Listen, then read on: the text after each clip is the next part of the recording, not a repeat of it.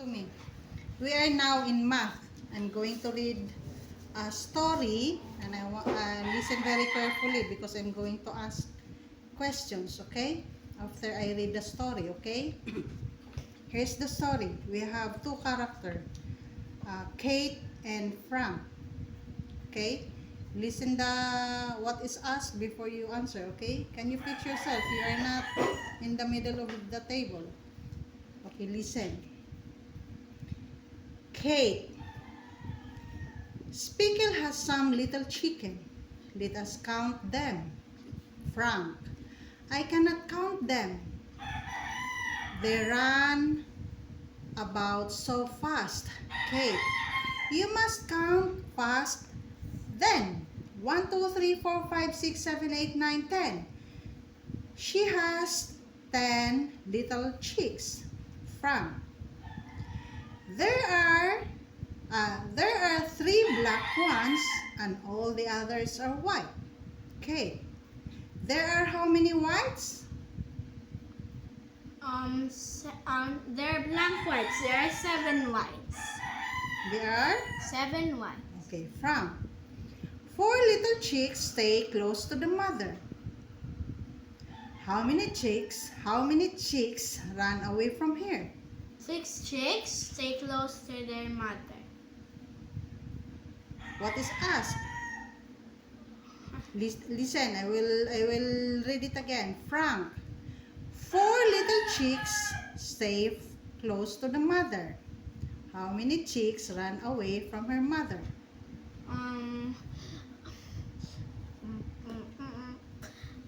6.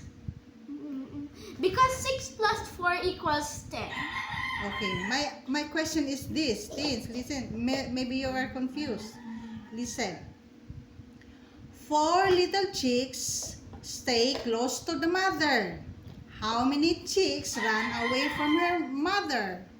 6 chicks. It's true, Tita Thailand. That I counted it. Okay, I thought you're not focusing. That's why I keep on asking. It's your fault, right? It is not my fault. I'm only observing because you're doing something. Look at that. Your hand is busy. How many chicks ran away from her mother? 6 chicks. Oh. Run away, not stay from her mother, okay? Okay, again, listen to me carefully. What we are using? Subtraction. Now, here. Subtraction. Subtraction and? Addition. Okay. Can you tell me what are the components of addition? Can you please fix yourself, teens? The addend and the Teens, sum. fix yourself first. The addend and the sum. The addend and the sum. And the sum. What are the components of subtraction? Minuend, subtrahen, and difference. Okay, I want you to fix yourself, okay? Okay, here are some stories again, okay? 4 chicks were under a big leaf. It began to rain. 3 more chicks ran under the leaf. How many chicks were under the leaf then? 7. 7. What are you using? Addition. Okay. Again, what are the components of addition? The addend and the sum. Okay. Listen. The sun came out again. Speckle called the chicks. Cluck, cluck. 6 chicks ran to her. How many chicks stayed under the big leaf? 1 chick. Because there were 7 chicks under the leaf. What is your solution there? What did you use? I use by subtracting. I subtract. You subtract the what? The one. The 7 from The 6 from the 7. Okay, very good. Okay, listen again. Fix yourself. From the 7. Clean your hand. Tinge, you're holding something. Okay, here's the question. Here's the story again. 8 chicks were in the yard. 2 chicks saw a hole in the fence and went through it. How many chicks were left in the yard?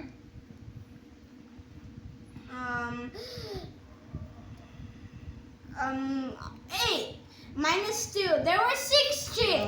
Okay, what are you using? Subtraction. Okay, subtraction. Okay, here's the question again. The story again. Oh. Okay, listen. Frank, how many money do you wait? How much money have you? Kate, I have 1 nickel and 6 cents. That make how many cents?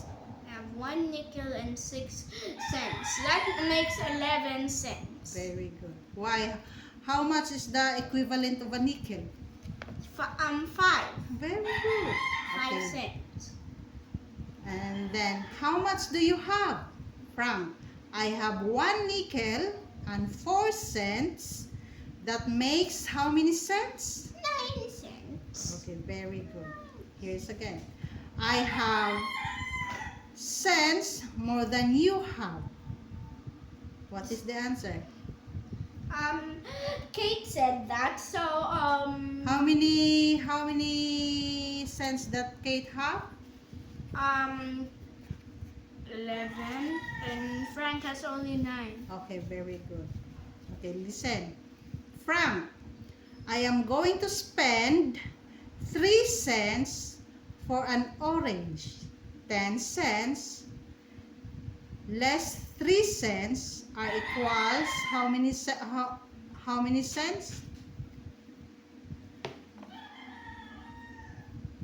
I'm going to I will read it again. It's 7, Tita. Why? Tell me the solution. For example, No, the solution, not for example. I am going to spend. Okay. Subtraction. Okay. How many cents is that? That's 7. When you minus 10 from if you minus 3 from 10, that's already 7. Okay, very good. Okay, listen. I will spend 5 cents for candy. 10 cents less 5 cents are equal how many cents? 5 cents. Oh. 1 nickel, Tita. Okay. Okay. I want you to write the answer over here. Okay. Wait, I'm going to get what is the paper that you have. Okay. Here's the paper. Do you have your pencil? Okay. I want you to write it here. Oh, here. Are we joking? I am not. Okay, listen. Here's the... Listen. 1 nickel plus 2 cents are equal how many cents? I want you to write it. 1 nickel 1 plus 2 equals What is Austin's? 1 nickel minus 2 cents. No. 1 nickel plus 2 cents are how many cents? 1 nickel plus 2 cents. How many cents are that? 3. 3, Tita Lynn. What is the equivalent of nickel? The equivalent of nickel is 1 cent, Tita Lynn. So that can't be right, Tita Lynn. So 5 plus 2. What is the equivalent of nickel? 2 cents? 5. And why we are...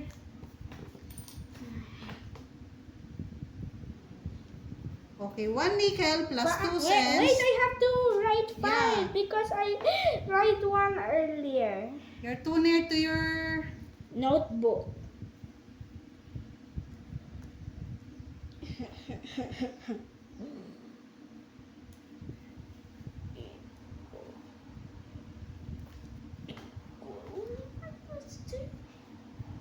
Done? Yes. What is the answer? 7. 7 what? 7 cents. Okay, here's the next question. 2 nickels plus 2 cents are equal to how many cents? 10 plus 2. Okay, go ahead.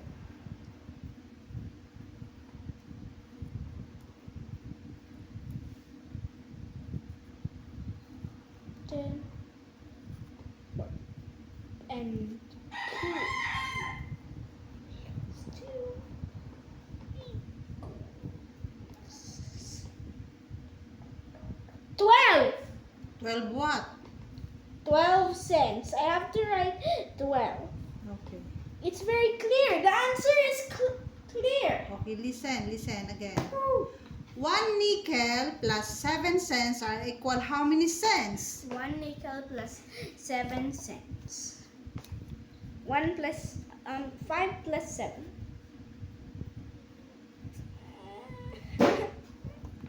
What's this? What is asked? 5 little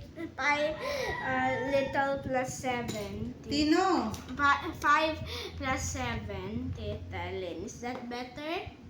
Then what is asked? 1 nickel plus 7 cents. Okay, that's the question, not 5 equals plus 7 like that.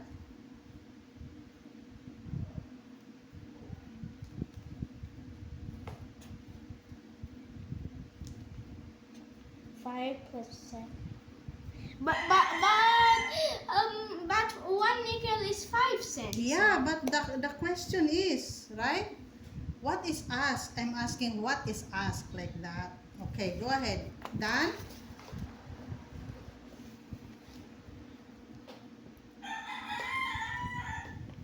I'm gonna think.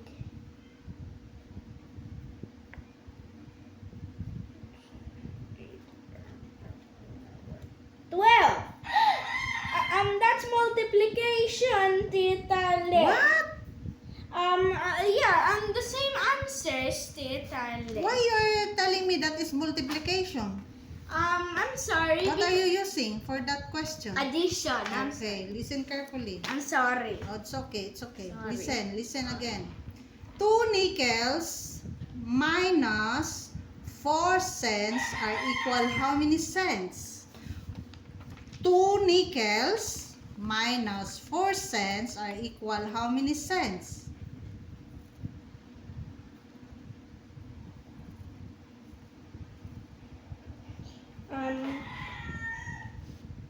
Two nickels, what, Tita Lynn? Okay, next time I want you to focus, okay? 2 nickels minus 4 cents are equal how many cents? 10 minus 2 nickels minus minus 4 cents, Tita Lynn, is equal to what? That's what you asked? Yeah.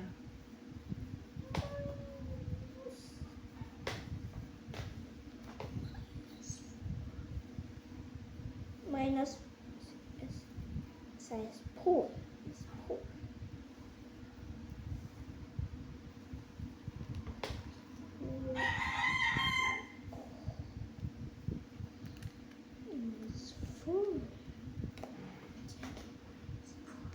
Seven. Two and What is that again? seven. Are you sure? Yes, Tita. Yes, it's true, Tita. Okay, Lynn. go ahead. Minus 4. Can you count here? Count it. Five. Yeah, it's 7, Tita. What? It's 6, Tita. Lynn. So everything's wrong. I lose. It's okay. What's the answer again? 6. Focus. We're not playing. Focus, okay? We are doing our assessment, okay? Yeah. Done? How Yes. many cents? 6 cents. What is asked? 2 nickels minus 4 cents equals 6 cents. Okay, here's the next question. Listen to me carefully. 2 nickels minus 8 cents are equal how many cents? 2 minus 8. 2 nickels minus 8 cents are equal to how many cents? 0. Are you sure, Tino? 2 minus 8. Oh no. What is us again? 2 minus What is 2? the 2 nickels. Okay, tell me. Now, tell me. 2 Two nickels minus 8 cents are equal to how many cents? 2 cents. See? I told you focus first what is us because we are in math, right? One mistake of counting what will happen? Every answer will change, Tita. Okay. What is us again?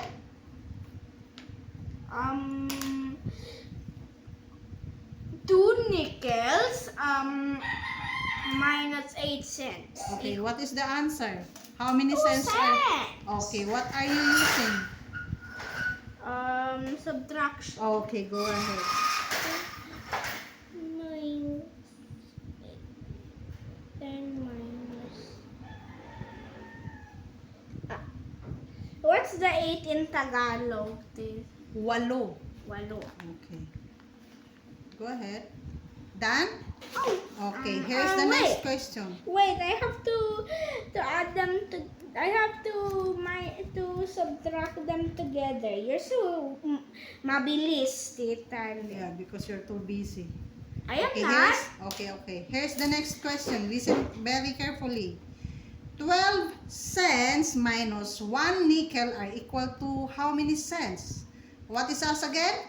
12 minus What is 12? 12 cents minus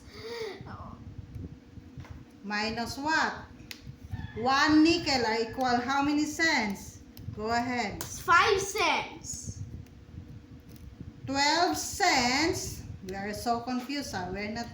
12 cents minus 1 nickel are equal to how many cents? 7 cents. Okay, go ahead. I told you before you answer, I want you to count clearly, okay?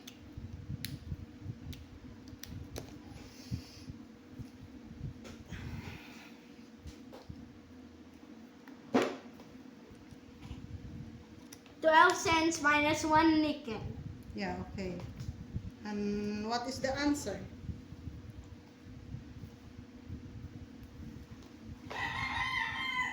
$7. What are the components again of subtraction? Menu and subtrahend and the difference. Okay, what is the difference of that? 12 cents minus 1 nickel are equal to what? 7 cents. Okay. What is the difference? The difference is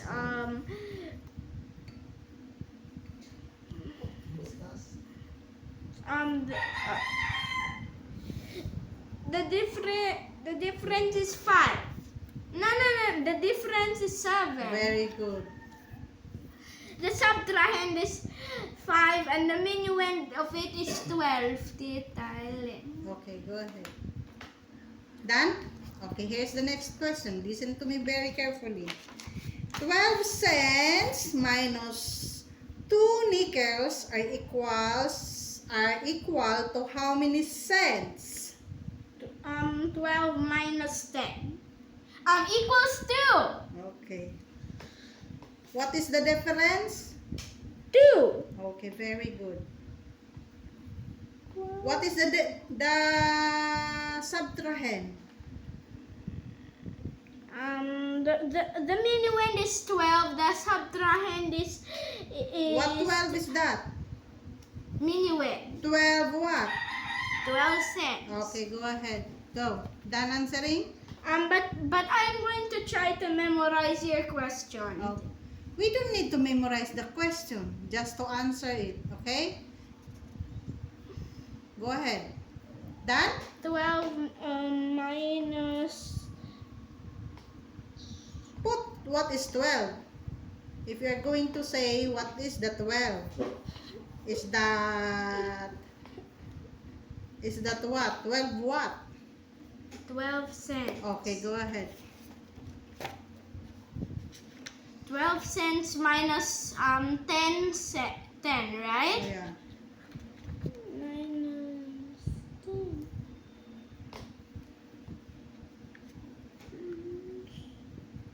12 minus 10 cents. 10. What is 12 minus 12 cents? Minus 10 cents. Why 10 cents? Because it's 2 nickels. 5 plus 5 equals 10. Yeah, you need to name the what is asked. What is asked again? 12 cents minus 2 nickels. Okay. And what is the answer? Oops, I'm sorry. It's okay. Go ahead. What is the answer? How many cents? 2. Okay, very good. The difference is very small. Okay, listen to me carefully. Here are number stories. Listen carefully. Are you ready, teens? Yes. Okay, here. Frank had 12 cents. He spent 2 cents for a top and 3 cents for a little flag. He had how many cents left? 7. Why? Tell me, what is your solution? Because I have these 12 objects here and 12 objects. We're not talking. 12 cents, and then I take away 2, and then I take away 5, and then I spend combined for 2 products 5 I'm 1 nickel. So what's left? Are we is talking about nickels in this no, question? no. But I'm only asking what is your solution, right?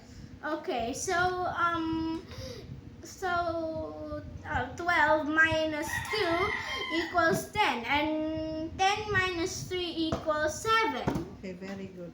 He had Only 7 cents left. Okay, listen to me carefully. Kate had 11 cents. She spent 5 cents for a doll's hat and 2 cents for candy. She had how many cents left? Sorry, my hand is busy. Okay, listen. Kate had 11 cents. She spent 5 cents for a doll's hat and 2 cents for candy. She had how many cents left? 4 cents. 4 cents. Very good. Tin, focus. I want you to... I'm only using that because I don't have 12 fingers. Okay, Tita. listen. Frank, see the measures that Uncle will left here. Okay. This measure holds 1 quart of a water. 1 quart. 1 quart of a water. What is the equivalent of 1 quart into pen? 1 pint is the half of 1 pint is the half of a quart. Okay, listen. Here's the question. This measure holds 1/2 as much. It holds 1 pint. In 1 quart, there are how many pints? 2 pints. Okay, very Because good. it's 1/2. Yeah, in 1 quart, there are how many pins?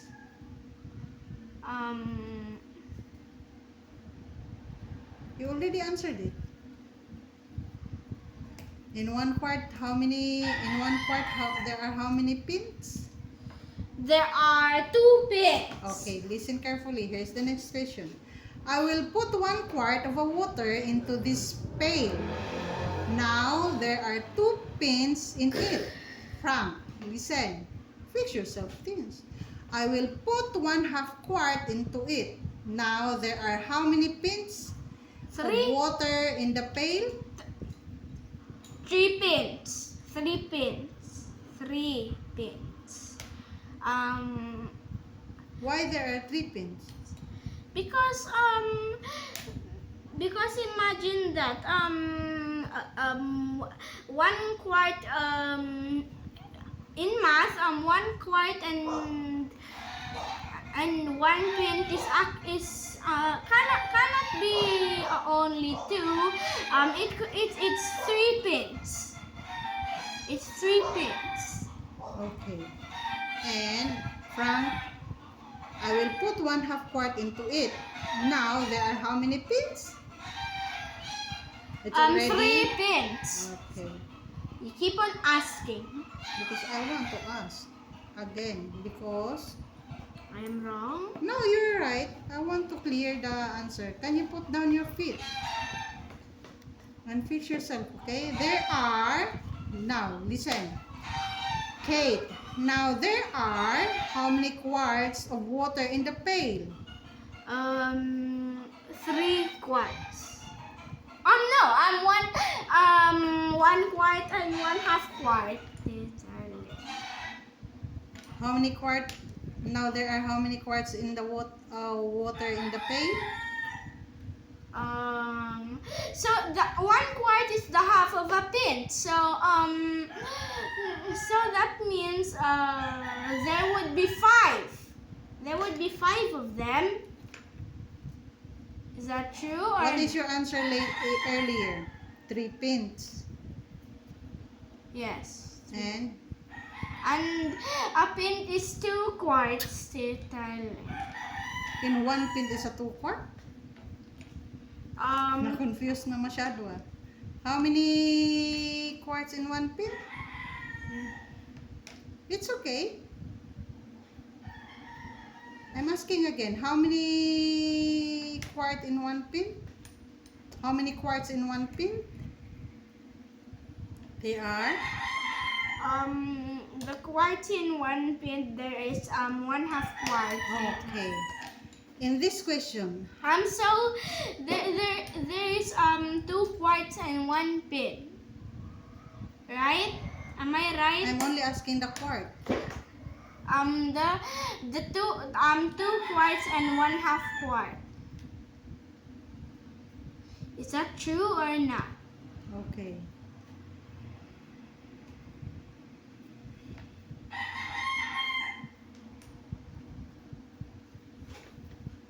Wait, I've got to check. Okay, that's all. Oh lol. Why are you using yellow markers? Where are you going?